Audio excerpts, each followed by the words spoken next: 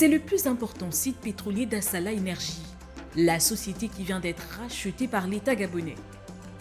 Niché ici au cœur de la forêt gabonaise, dans la province de l'Ogooué-Maritime, Rabikunga crache l'or noir sont discontinués depuis son entrée en production en 1989. En termes de production pétrolière, c'est un site qui a avoisiné, qui s'est rapproché des 200 000 barils par jour, c'est-à-dire presque la production totale du Gabon actuel était concentrée sur ce seul site qui est Rabikunga. Bien que sa production ait décliné au fil des années pour s'établir aujourd'hui autour de 28 000 barils par jour, elle reste la plus importante en comparaison de celle des autres sites d'Assala. Nous sommes aujourd'hui à 28 000 barils, c'est ce que nous avons produit ce matin. Nous espérons aller un peu plus haut, simplement parce que nos chiffres de production sont calqués sur des objectifs que le management Apport-Gentil nous assigne. Ces chiffres-là font de Rabikunga un site qui occupe une place prépondérante, sinon importante, dans l'histoire pétrolière du Gabon. Son importance, Rabikunga la doit entre autres à sa station centrale qui permet de traiter des effluents afin d'obtenir du pétrole brut qui est ensuite acheminé vers ses pipelines vers Gamba pour la commercialisation.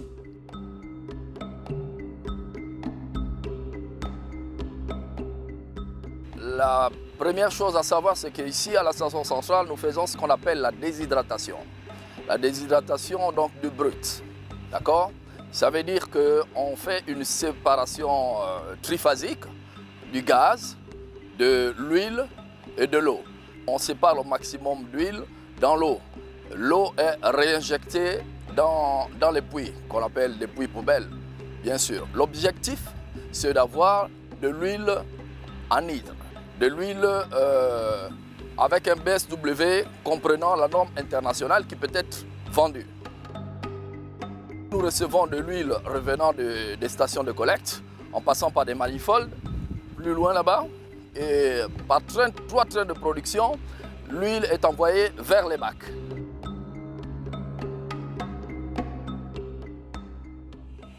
Nous avons nos puits de pétrole qui sont dans le champ, un peu plus loin d'ici, à 10-15 km d'ici. Nos puits de pétrole sont par là-bas. Cette installation-là réceptionne tout ce qui sort des puits. Dans un puits, vous avez du gaz, vous avez de l'eau, vous avez du pétrole qui sortent. Donc tout ça mélangé est réceptionné ici. Lorsque c'est réceptionné ici, ce que nous on fait, c'est séparer ces composantes-là. Parce qu'on vend de l'huile, on ne vend pas le gaz, on ne vend pas l'eau. À travers ces 3 bacs que vous voyez là, ces fluides-là arrivent dedans et puis par densité, donc par le plus lourd, le pétrole va en haut, l'eau va en bas et c'est séparé. Une fois que c'est séparé, on va récupérer à travers des pompes pour envoyer ça à notre terminal de Gamba, là où on fait la vente. Ce qu'on doit retenir, c'est que cette installation-là réceptionne tout ce qui sort des puits, voilà, traite et exporte vers Gamba sur notre point de vente. Ce que cette installation fait aussi, c'est récupérer ce gaz-là, le recomprimer à travers ces grosses machines-là, donc des compresseurs HP, les recomprimer pour les envoyer de nouveau dans les puits de pétrole pour faire monter le pétrole.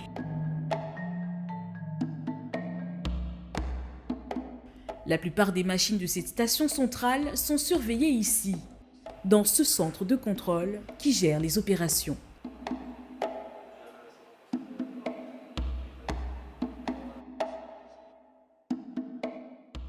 Alors ici, vous êtes dans le centre névralgique de la station centrale.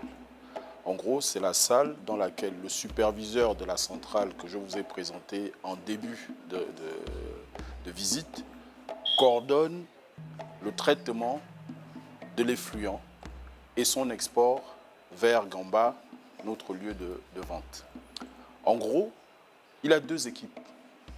Une équipe qui fait essentiellement dans cette salle de la supervision. Ça veut dire qu'ils vont pouvoir, à travers ces écrans-là, observer toutes les failles pas que les failles, ils vont observer le fonctionnement et détecter les failles de nos machines que nous avons visitées à l'extérieur. Ils ont un rôle de supervision, de suivi, mais ils ont aussi un rôle d'action. C'est-à-dire qu'ils ont la possibilité, depuis cette salle, de commander des équipements qu'on a vus qui sont à une centaine de mètres d'ici. Ça, c'est un écran représentatif vraiment de ce qu'on vient de voir lorsqu'on était sur le terrain. Vous voyez là 3 premiers trapèzes. Dans le secteur pétrolier, un trapèze représente un compresseur. Donc, c'est le schéma d'un compresseur. Et la couleur verte représente un équipement en fonctionnement, lorsque la couleur rouge représente un équipement à l'arrêt. Donc, lorsque vous avez 3 trapèzes verts comme ça, lui qui est panel, il ne les voit pas comme des trapèzes, mais plutôt comme ces compresseurs HP, ces compresseurs haute pression. Découvert en 1985, le site de Rabikunga compte à ce jour 263 puits. La production pétrolière est aussi source de pollution.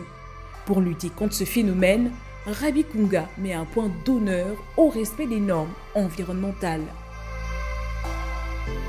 On a des optimisations à apporter, des puits à réouvrir.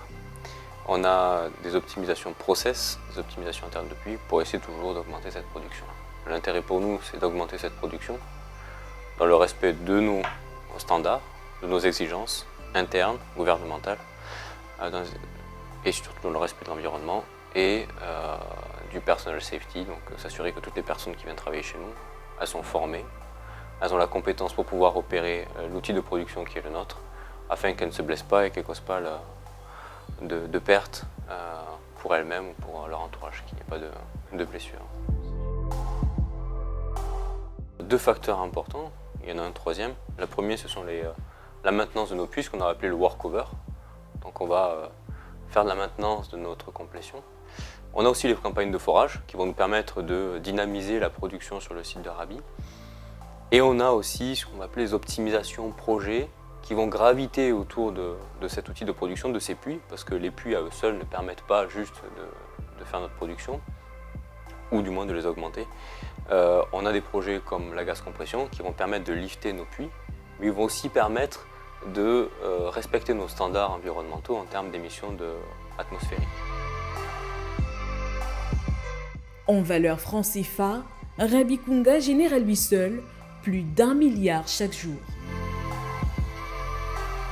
Le site a également investi dans les infrastructures, notamment l'acquisition de ce nouveau compresseur qui vient d'être installé pour accroître sa production de pétrole. Un aérodrome pour l'atterrissage d'avions, une station de sapeurs-pompiers, un terrain de football, 2 bases vie abritant environ 600 personnes. Au-delà de l'exploitation pétrolière, c'est donc toute une vie qui grouille ici au cœur de cette forêt équatoriale, notamment sur cette base de plus de 300 personnes.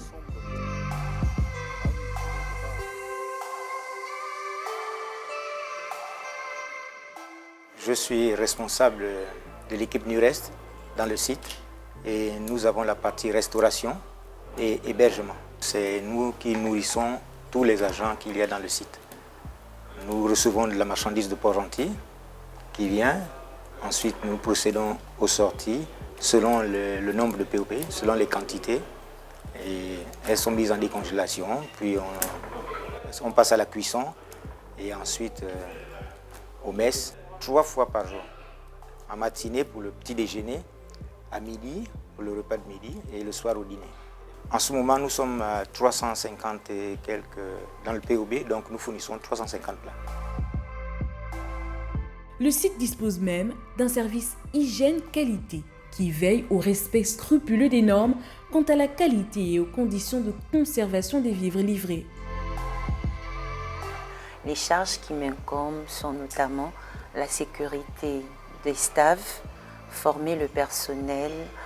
Côté sécurité alimentaire, j'ai la responsabilité de faire respecter le process HACCP qui consiste au contrôle de fruits et légumes, la désinfection des locaux, la température de cuisson, c'est-à-dire des repas servis, transportés et préparés. J'ai la responsabilité d'animer les toolbox, c'est-à-dire nos formations hebdomadaires et journalières, sinon des sensibilisations.